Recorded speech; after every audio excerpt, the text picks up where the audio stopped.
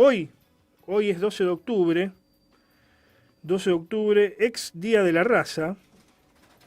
En otra época se llamaba Día de la Raza. Bueno, ahora le han dejado de llamar así. Día de la Diversidad Cultural, se llama ahora, desde hace un tiempo.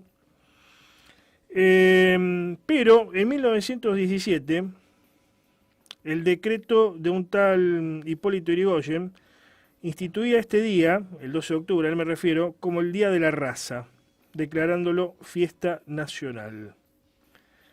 Vamos a hablar de esto y vamos a hablar también de Hipólito Yrigoyen, que asumió un 12 de octubre sus dos gobiernos, el de 1916 y el de 1928, va a terminar truncado el de 1928 por el golpe de 6 de septiembre, el golpe septembrino de 1930, y además instauró, como decíamos, el Día de la Raza. Alguien muy particular, Yrigoyen, negado inclusive por los radicales, y rescatado por el peronismo, porque Perón decía, yo vengo de la tradición yrigoyenista. De hecho, un sector de los yrigoyenistas, el de Forja y compañía, se va a pasar al peronismo, haciendo una transición histórica luego del 17 de octubre. Bueno, para hablar sobre estas cosas, sobre la figura del peludo, porque le decían el peludo, vamos a dialogar con Jorge Ripani, que es abogado e historiador, y ha tenido la deferencia de acercarse a los estudios de FM Horizonte. ¿Cómo estás, Jorge? Bien, buenas Antonio, tardes. Buenas tardes a todos, a toda tu audiencia. La verdad que cansado, llegando ya en una etapa del año y también de la semana bastante agotadora. No te acerques tanto al micrófono, alejate un poquito más. Bueno, ¿ahí está bien? Ahí estamos, ahí estamos. ¿Han mejorado la tecnología por lo que Sí, me contás? sí, mejoramos la tecnología, estamos Bueno, felicitaciones. Estamos a full, eso depende de la felicitación al dueño. A Fito. A grande, un grande Fito. No me mueva la mesa, eso sí que... Bueno, no hay que mover la mesa. Bueno, Juan Hipólito del Sagrado Corazón de Jesús Yrigoyen, todo ese era el nombre completo. sí. Una persona muy particular, parca, no hablaba, Sí, Yrigoyen no hablaba, no daba discursos. no aparecía en ningún lado. Hay muy pocas fotos, está bien que era una época donde no había celulares, era otra época, pero no había muchas fotos. Incluso a veces llegaba a no asistir a la inauguración de las sesiones parlamentarias. Claro, porque cuando él se da cuenta de que le empiezan a bloquear todo desde el Congreso Nacional, directamente se dirige mediante una nota, un mensaje año tras año y no aparece nunca más por la Asamblea Legislativa, que sería el discurso inaugural del año. Bueno, no lo hace más, eso está previsto, digamos, en la Constitución. Pero como no tiene sanción, muchos presidentes lo han hecho. Para el radicalismo, yo tengo muchos amigos radicales, yo no soy radical, pero tengo muchos amigos radicales, y para el radicalismo siempre fue un personaje complejo, Yrigoyen, porque, a ver, Alvear es más fácil reivindicarlo, porque es el radical, ¿cómo podríamos decir? El radical predilecto, el modelo ideal de radical. Alguien con un costado progresista a lo cultural, o afrancesado a lo cultural, no digo peyorativamente, ¿no? Siempre positivamente. Con una defensa acérrima de las clases medias, con un amor por la república importante, por la división de poderes y por las formas republicanas de gobierno. Ahora, Yrigoyen no era nada de eso, pero fue, por otra parte, el primer presidente radical y el que posibilitó la llegada de Alvear, porque si no hubiera sido por Yrigoyen nunca hubiera habido un gobierno de Alvear, si bien Alvear tuvo mejores circunstancias económicas, que es para otro análisis. Pero siempre fue un personaje muy complejo, Yrigoyen, y no es reivindicado. No es reivindicado, te reivindican alguna cosita, sí, alguna efeméride, pero no es reivindicado en toda su extensión. ¿Por qué? Porque podría, si bien no existía todavía el término, pero podría caer en la definición de populista. Bueno, vos fijate que me acordaba mientras vos lo decías, un dato que me había olvidado. En realidad, Alvear, a pesar, no obstante, todo lo que vos bien decís, de ser reivindicado como un demócrata, un republicano, un hombre de la Constitución y las leyes, llamó a avalar el golpe de Estado de 1930 contra Yrigoyen. Desde París. Desde París dice, bueno, debemos confiar en este gobierno que ha jurado por la Constitución. Gobierno de facto. El de Uriburu. El de Uriburu y justo. Respecto de la figura... Pero después, sí, cuando muere en su lecho de muerte, Yrigoyen le va a decir a los correligionarios, sigan a Marcelito. Es cierto eso. O sea, acompañan a Alvear, sería básicamente. Él va a tener, digamos, no sé cuál sería la palabra, una adoración, un talón de Aquiles, mejor dicho, con la figura de Alvear. Como un hijo pródigo. Claro. Nunca lo va a terminar de condenar a pesar de todas las cosas en contra que le hizo Alvear, ¿no? Alvear le dividió el partido a Hipólito Yrigoyen. Vamos a bajar al lenguaje más mundano, un hijo pródigo cheto, sería. Claro.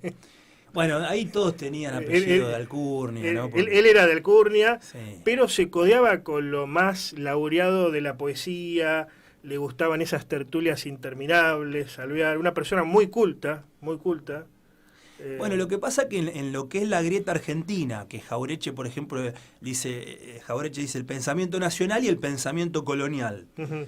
Ciuro Caldani, acá en Rosario, dice el pensamiento, dice el sector hispano tradicional, que sería el nacional de Jauretche, y el sector anglo afrancesado.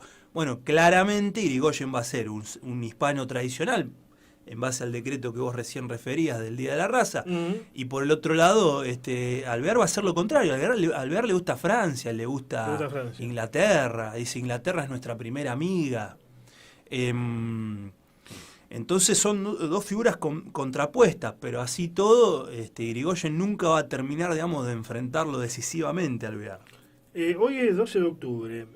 Irigoyen empieza a rescatar esa fecha, digamos, y a institucionalizarla. ¿Por qué lo hace? Porque estaba a favor de la conquista española. ¿Por qué lo hace, digamos?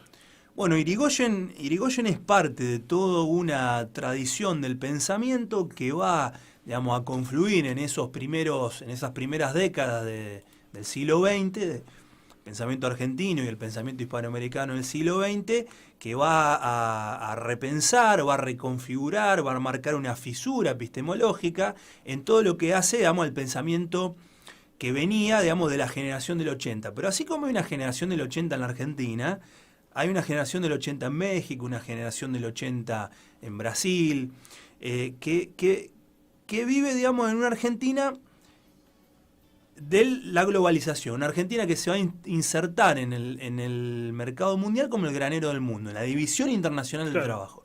Así como importa la manufactura, la Argentina va a importar también el conocimiento. Entonces este sector es un sector anglo-afrancesado, dice Ciuro, o anglo-francés, cualquiera de las dos estaría bien. No obstante, Roca va a tener algunas, digamos, impugnaciones, algunas diferenciaciones con su compañero, digamos, de la generación del 80. Pero entonces, digamos, Irigoyen va a plantear, digamos, que la hispanidad, ¿no? Él llama al Día de la Raza, entendiendo a la raza como la raza cósmica de José Vasconcelos, el mexicano, el maestro de la Revolución Mexicana, que fue el secretario de Educación de México, como una raza no en el sentido, digamos, sanguíneo, en el sentido biológico, no es la teoría de la selección natural, sino que se va a oponer a esa teoría de la selección natural, del positivismo, de la generación del 80, y va a plantear que hay una raza que nos une del Río Bravo hasta la Patagonia Argentina, y que esta raza está vinculada por el mestizaje que fue posibilitado por la hispanidad, que le lega una religión que los une y un idioma en común que los une, inclusive con el legado lusitano, ya que tiene un idioma en común, tanto el castellano como el portugués vienen del gallego, un idioma prácticamente, digamos, hermano, y una religión igual. O sea, se lo podría ver a ese rescate de la hispanidad que hace Irigoyen como una suerte de contraposición a lo que fue el orden liberal, digamos, claro, que va a ir entre 1880 y 1930. Es un orden, es una en realidad crítica. El orden liberal empieza antes, empieza ya con Urquiza. Vamos a acordarte que Urquiza, la Argentina había luchado, la Confederación Argentina había luchado contra Gran Bretaña y Francia, justamente el sector anglo-francés, en la Guerra del Paraná, para defender la soberanía de la navegación de sus ríos interiores. Lo primero que va a hacer justo José de Urquiza es conceder la libre navegación de los ríos a quienes habían sido derrotados recientemente, porque el tratado... Claro, decía el orden liberal, desde la institucionalización del país, ¿no? A partir de 1880, incluso con un modelo económico muy determinado, como el Bueno, modelo agroexportador. Está bien, pero no, digamos, no cambia nada Irigoyen en cuanto a la institucionalización del país. Claro. Lo único que mejora esas instituciones liberales porque agrega la democracia real. Es decir, la democracia formal, no la real. Es decir, que la democracia se pueda votar de sí como mecanismo de sufragio, de poder electoral. Y eso va a ser posibilitado también por un sector encabezado por Roque Sáenz Peña, del propio, digamos, régimen oligárquico, que va a pensar que había que ser liberal político también. Él hablaba de la causa contra el régimen. Él va a oponer, así como decíamos, ¿no? Pensamiento nacional versus pensamiento colonial, pensamiento hispano tradicional versus pensamiento anglo-francés, él habla de la causa versus el régimen, claramente.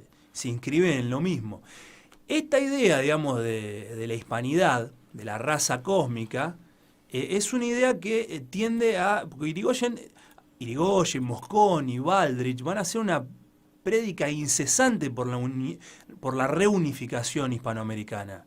Querían la unidad real, están los discursos de Mosconi, hay cosas de Irigoyen en ese sentido, y ellos entienden que la hispanidad es el rasgo en común, es decir, que es lo único que va a posibilitar una unidad real, una reunificación real de los países hispanoamericanos. Claro. Era una sola patria, todos se consideraban una sola patria, de hecho el primer presidente de un primer gobierno patrio rioplatense va a ser Saavedra, que había nacido en lo que hoy es Bolivia. Álvarez Toma va a nacer también en lo que hoy es Bolivia, por ejemplo, y fue director de las Provincias Unidas. Es decir, no decía nada, era como decir que un boliviano fuese presidente en Buenos Aires o primer mandatario en Buenos Aires, era lo mismo que decir, bueno, un jujeño puede ser presidente hoy de la Argentina. Ahora en un momento vamos a hablar del costado social de Irigoyen, porque es el primero que empieza a arbitrar entre capital y trabajo, y algunas otras cosillas. ¿Por qué? Porque Milei, por ejemplo, candidato que puede llegar a ganar en las elecciones del 22 de octubre, o incluso alzarse con la presidencia, lo ve como el primer socialista, algo que se contrapone al otro análisis, ¿no?, de los famosos 70 años del peronismo, etcétera.